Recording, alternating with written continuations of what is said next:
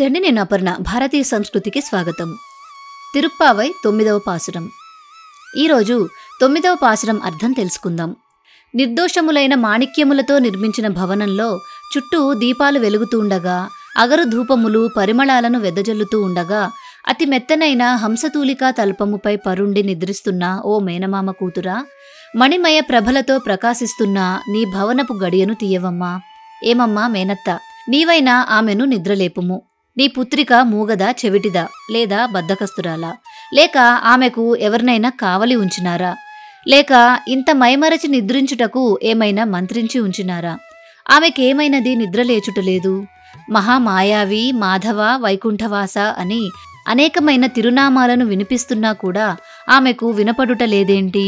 ఇంకనూ లేవదేమి అని సంపదలతో తులతూగుచున్న తన చెల్లిని గోదాదేవి నిద్రలేపుతోంది. మీకు ఈ వీడియో నచ్చినట్లయితే నన్ను సపోర్ట్ చేయాలి అనుకుంటే లైక్ చేసి మీ వాళ్ళందరికీ షేర్ చేయండి. మిగిలిన పాసురాలు కూడా చూడాలి అనుకుంటే భారతీయ సంస్కృతి ఛానల్ని సబ్స్క్రైబ్ చేసుకొని బెల్ ఐకాన్ని యాక్టివేట్ చేసుకోండి. తిరిగి రేపటి రోజు పాసురంలో మళ్ళీ కలుసుకుందాం. నమస్కారం.